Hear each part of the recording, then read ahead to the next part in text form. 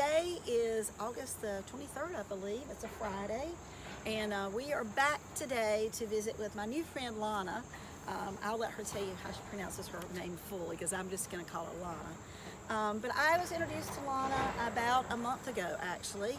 A mutual friend had visited with Lana to see the situation and had me contact her, or gave her my contact information, and we began this journey that we're on to try to find a solution to the construction problem behind her.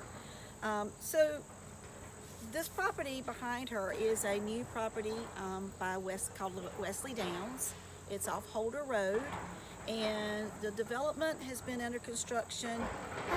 It was annexed in 2023, I believe March 2023, and it's just been under construction. The land disturbance permit was not given into January, so it's fairly new with all the materials and things going on behind us, as you can hear.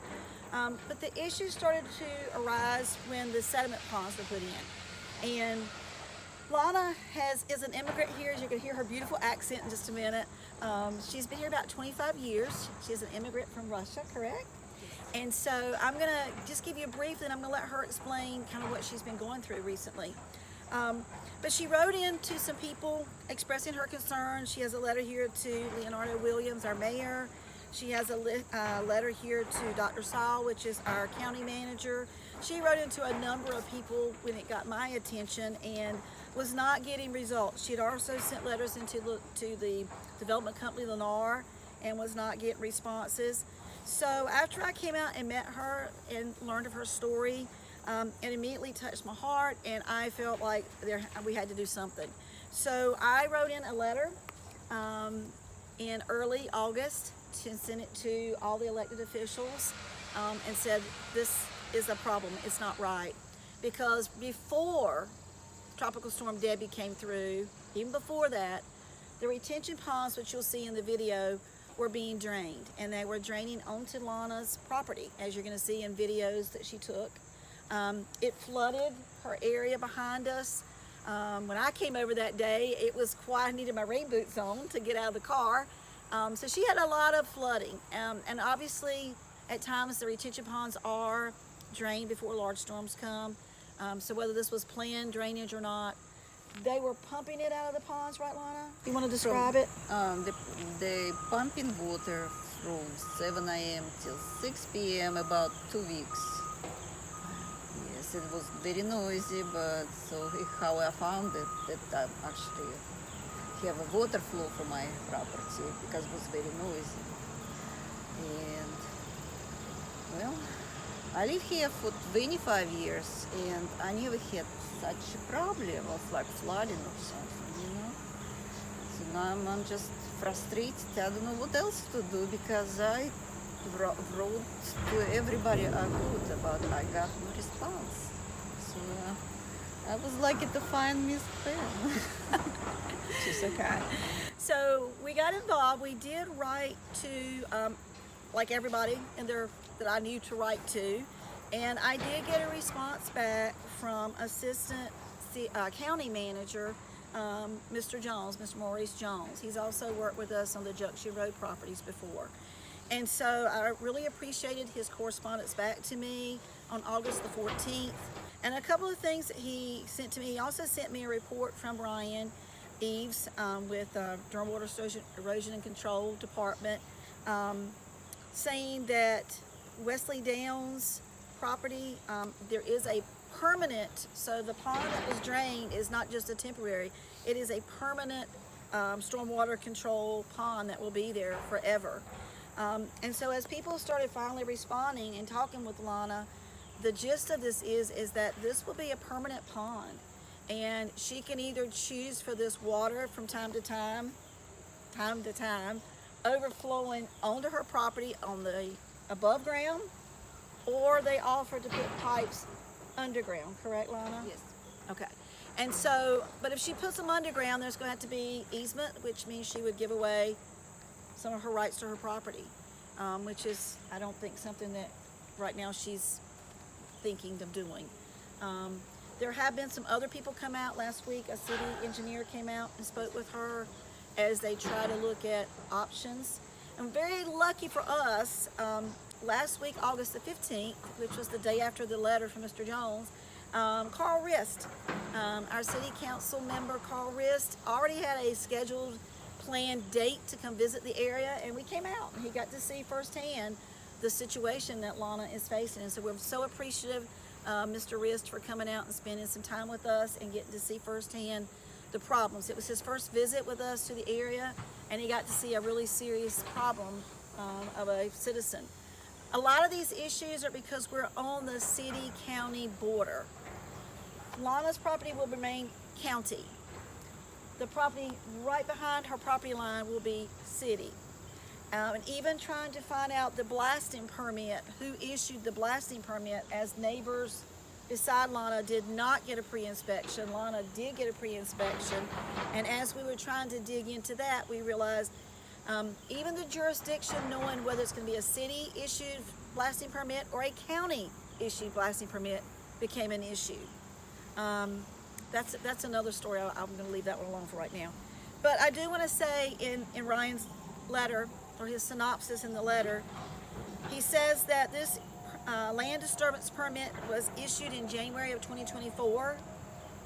Remember, it was annexed March of 2023. But since the permit was issued, the site has been inspected 8 times. Inspected on July 8th and found not in compliance.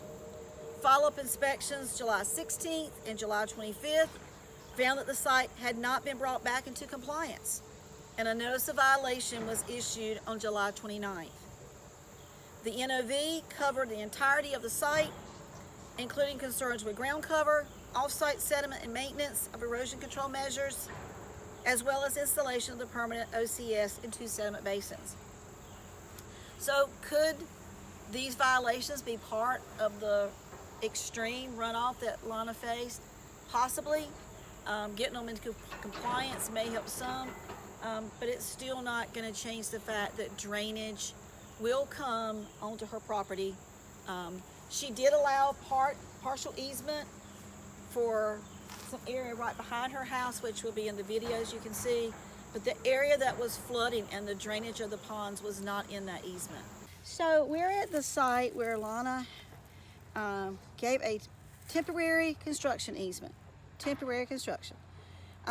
come over her property line as they were working on this area, which is right behind us. That area is topped up, ground up, not exactly sure what else is going to happen there other than it's a temporary easement. But the issue is the drainage that's coming onto her property is not part of this easement, correct, Lana? I think it's ended there. So right in here is And where the drainage is coming. It's not in the area that she did allow an easement. I believe it's ending here, so they run the easement here. So the red flag there is, that's where the easement is. But that's Lana's property line, but then the water issue is coming from down there. What else can you add, Lana? I hope for help. I like this area. I like my neighborhood. I like people who live here, and I like the nature. But I see nature suffer because the floods, trees fall, mud everywhere, dirt, mosquitoes because the water staying there all the time. It's actually not good for health. And you're a nurse, correct? And I'm a nurse. She's a nurse.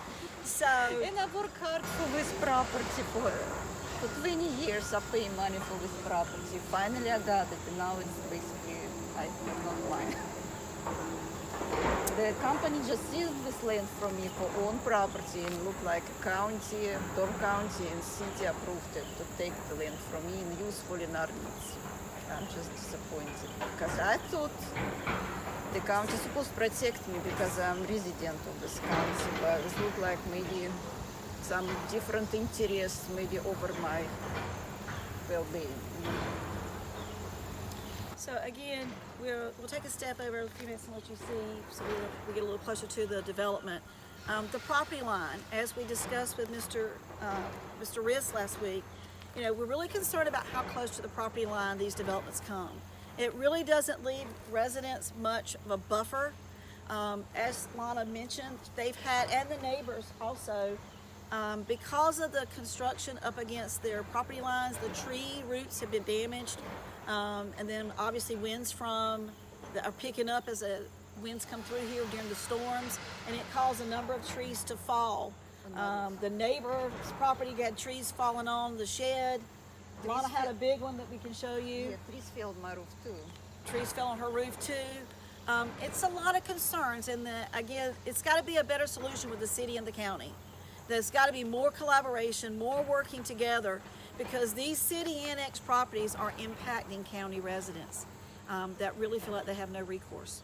The Assistant Stormwater Development Review Supervisor from the City of Durham reached out to Lana about addressing this issue, but there is no resolution at this point.